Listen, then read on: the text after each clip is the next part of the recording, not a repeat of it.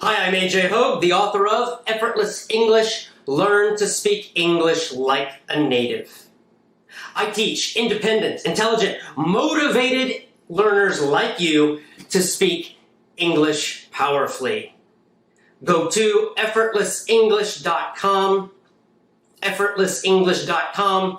Enter your email for my free audiobook. I will give you my audiobook free. Enter your email at effortlessenglish.com. All right, time for our first Effortless English show of 2018. I am talking to you from Indiana in the United States. Pronunciation. Let's talk about pronunciation. Talk some more about pronunciation. Now, we all agree pronunciation is important. Why? Why is pronunciation important? Well, for the simple reason that we need to be understood. No understanding, no communication, right? You can know a lot of grammar, you can know a lot of vocabulary, but if your pronunciation is terrible, people will not understand you. Therefore, your grammar becomes useless. Your vocabulary becomes useless. So we absolutely need good pronunciation.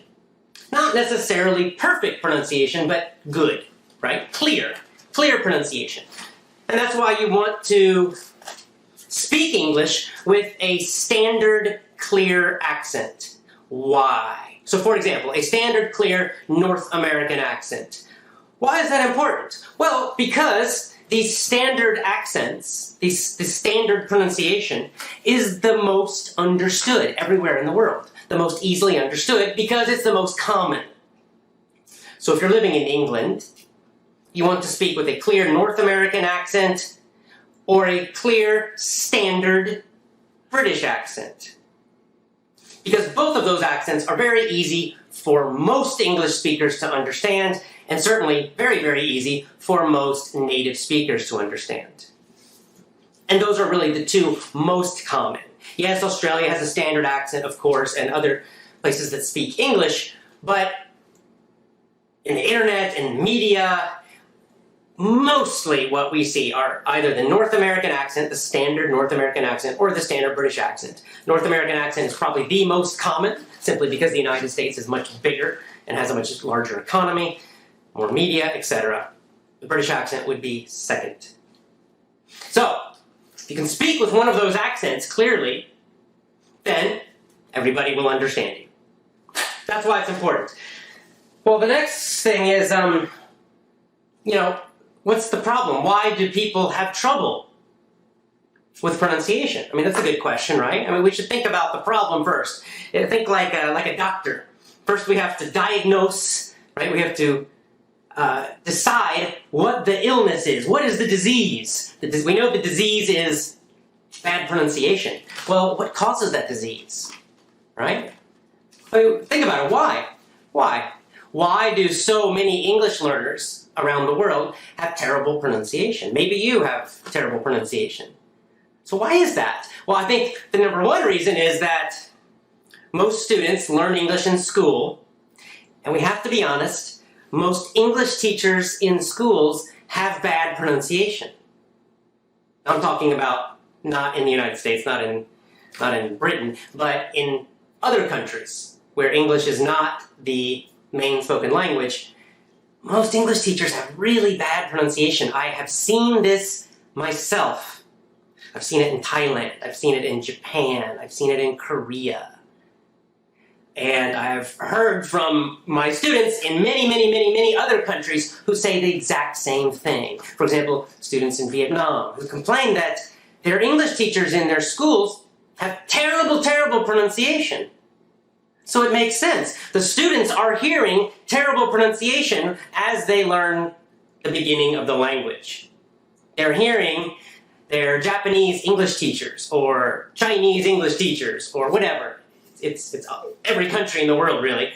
They're hearing their teachers speak very, very badly.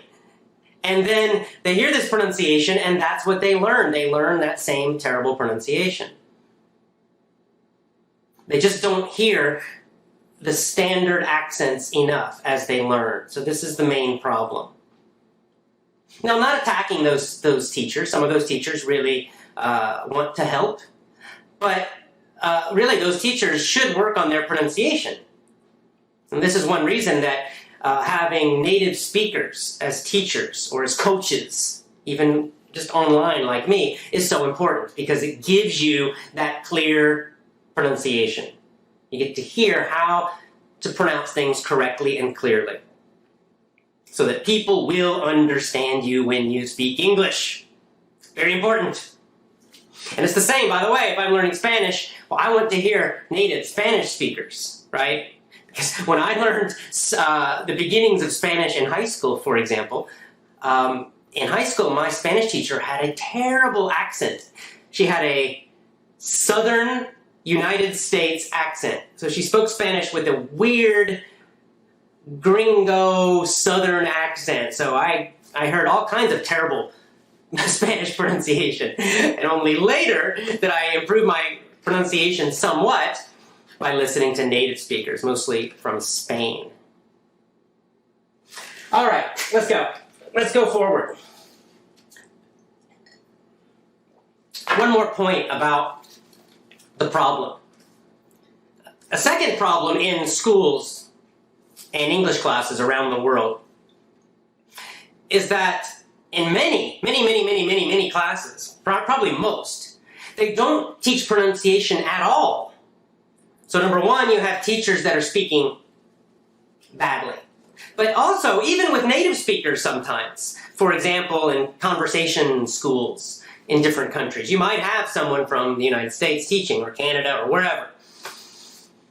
But often, I'd say usually, even the native speakers don't specifically teach you pronunciation. In most schools, in most classes, you don't study pronunciation. You don't practice it in a disciplined way, in an organized way, right? Mostly they're teaching grammar and somewhat vocabulary. But that's it. So this is another problem, because the truth is pronunciation needs training. You can improve your pronunciation through simply listening, kind of in an indirect way. But to really have good, clear pronunciation, you actually need to have some focused, organized pronunciation training. And again, most schools simply don't do that. So, there's our problem. Okay, we see the clear problem, so what's the solution, right? Well, how do you do it? How do you teach yourself, train yourself, because you're an independent learner now. So you don't need to worry about the schools. You don't need to constantly think about all the problems with the schools. You are the boss now. You're the boss of your own learning. And that's good news. And even better news, you can train yourself to be understood every time you speak English, to have great, clear pronunciation. And that gives you a lot of confidence when you speak, when your pronunciation is very clear. And other people, they will look at you differently. When you have good, clear pronunciation, people think that you're advanced. Even if your vocabulary and grammar is not so advanced, you still feel more advanced to them. So that's good. Okay, the question then, how do we do it? How do we do it? So we have to think about this. Pronunciation is a little different than vocabulary and grammar, and even just fluency. Because pronunciation is very much a physical skill.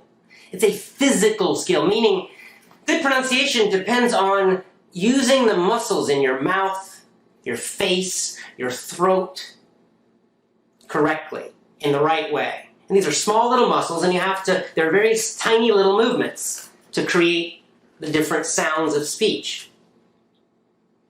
And so when you're trying to pronounce things differently in English, in a different language, you've got to train those muscles in your face and throat and mouth and your tongue, all of that. You've got to train those muscles. It's kind of like learning to play the piano or the guitar.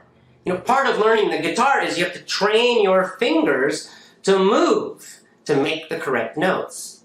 And you got to train them to do it faster and faster and faster until eventually you can move those fingers, both hands, very quickly and effortlessly, automatically.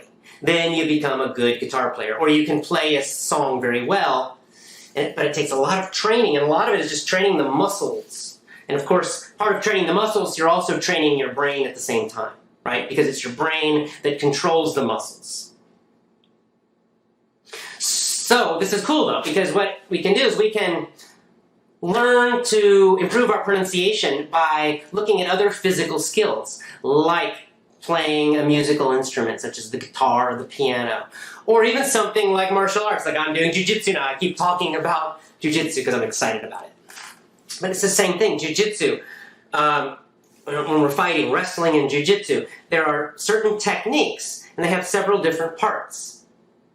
And I have to, first I have to just learn how to do it. I have to learn it slowly so I can see each part. First grab here, then do this, move. All these new ways to move my body, and there's a step-by-step process. But that's not enough, because just knowing it's not enough, because in Jiu Jitsu, the fighting is very fast, so there's no time to slowly think about every step. So the next thing, I have to practice those techniques, each step, again and again and again. And I have to make sure each time I practice, I do it perfectly, do it correctly. And I have to do it in the correct order. And at first, in the beginning, that practice is very slow. So I can focus on doing it correctly. So I'll do this, do this, do this, do this, again and again. I just repeat it again, repeat it again. I also watch videos of like really good jiu-jitsu fighters. I watch and see how they do it. That's another part of learning. Watch how they do it, and then copy them, and then one step by step by step, first slowly. And then, of course, what do I need to do? I have to get speed, right? In a real fight, it's very fast, so I need to do it correctly. That's part one, but I also need to do it very, very quickly. So gradually, I try to practice those techniques and go faster, and go a little faster, and go a little faster. And sometimes I'll go really fast, but then I'll make mistakes. Right? If I go too fast, it's too fast for me, and so I'll forget something, or I'll do something incorrectly. And then I have to back up and do some more slow practice. And so it's constantly pushing myself to go a little faster, dropping back to go slowly, do it correctly, go forward again, watch some videos so I can, remember all the steps and how to do it really well. And this is the process. And then little by little by little, I'll get the technique until it becomes automatic. And it can take quite a long time. It's the same with learning a song on the guitar, right? First, you're gonna, there's a great method called the Suzuki method. And what they do is they break the song into little pieces, and you practice little small pieces slowly at first. You do like a little piece in the middle, a little piece at the end, the beginning. You just mix them all up. You practice all these little pieces of the song, first slowly, then gradually faster, faster, faster. Tiny little pieces. Then you put these small pieces together and make slightly longer ones, and then slightly bigger ones, until you can do the whole song. Slowly at first, and then gradually pushing yourself to go faster, faster, faster. You might also listen to this recording of the song, so you can kind of understand the feeling and the timing of the song. And this is the same kind of process. You see where I'm going with this, right? Same thing for pronunciation. You need deliberate, focused, organized training for pronunciation, to train those muscles to work in the correct way. It's the same thing. Pronunciation, you can do video. Like in my pronunciation course, there's always a video at the beginning because I show you. You can see how I am moving my mouth. That's important. So you do that. And then you also, of course, listen. So that's the first part of learning the technique. I explain what to do with your mouth and tongue and muscles, all of that. I also give you some things to think about, because sometimes it helps if you have like a little coaching thing to think about to help you do the correct things with your muscles. Then what's the next step with pronunciation training? Well, of course, the next step is then to do it slowly. Break it into smaller pieces that are easy to practice. So maybe in the beginning, that's just one sound that's difficult, like ah or I, or the R sound, or the L sound, and then you'll do a little bit bigger piece. So syllables or short words. Put, hit, run, laugh, whatever, right? And you'll practice those, and you'll practice them slowly at first, doing them exactly right. And then what do you need to do next? Of course, then you got to get more speed with those small pieces. So you'll practice them faster. Sometimes when you go fast, you'll make mistakes, so then you have to slow down again. And you keep pushing yourself back and forth until you can do these small pieces, words or short phrases, quickly and naturally at normal speed. Then what's next? Well, just like a song, you gotta then put it together for something very long. So full sentences, full paragraphs, even a full page of English. And do that first slowly, training yourself to pronounce correctly everything. And then faster, a little faster, fast, then drop down to slow again. Fast to push yourself, slow to do everything carefully. Fast to push yourself, slow to do everything carefully. Back and forth, until finally it becomes automatic and normal conversational speed. That's how you train yourself to have great English pronunciation. That's how you do it. See, it's a very disciplined method. It's like music or even like learning a sports skill. So you need this for pronunciation. Okay? Now, it needs to be organized, it needs to be disciplined, and you need to do it each and every day. 15 minutes a day is enough for a while. Just that. 15, 20 minutes a day. When you're more advanced, maybe you can do longer. But while you're an intermediate level, I think 15, 20 minutes a day of pronunciation is fine. It's enough. All right, so that's what I want you to do. I just gave you this outline of how to do something. You can do this at home yourself. You can just find any audio. You can use this show. You can use any of my other podcasts. And you can follow basically what I just said, that same basic approach. Now, in other videos, I have taught you other methods of training that I use in my pronunciation course, but this gives you just a very, very basic way to improve your pronunciation. You can do it independently at home or get my pronunciation course. And a quick note about that, I am giving a discount code, a special discount on my pronunciation course. Only to my VIP members. Only to VIP members. I will send that in the next couple of weeks. So in the next couple of weeks, next few weeks, I'm going to give all my VIP members a discount on my pronunciation course. Because I believe that VIP and the pronunciation course are really a good package, a good combination. Because VIP teaches more advanced fluency, more advanced vocabulary, while the pronunciation course helps you to be understood and to speak very clearly. So that's what you need. You need both to be advanced, to be very good. You need to speak quickly and automatically, and also clearly in a way that is understood all the time. So that's why I'm doing this together. So VIP members only. So join my VIP program. You can try it for $1.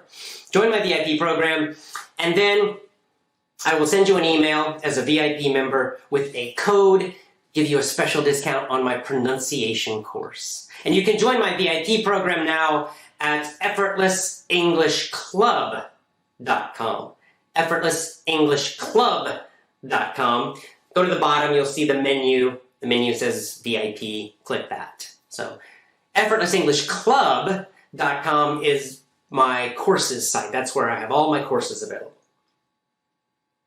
All right, look, I hope you have a good year this year. Let's have a good year with English. Pronunciation is important, and so is fluency. You need both of them.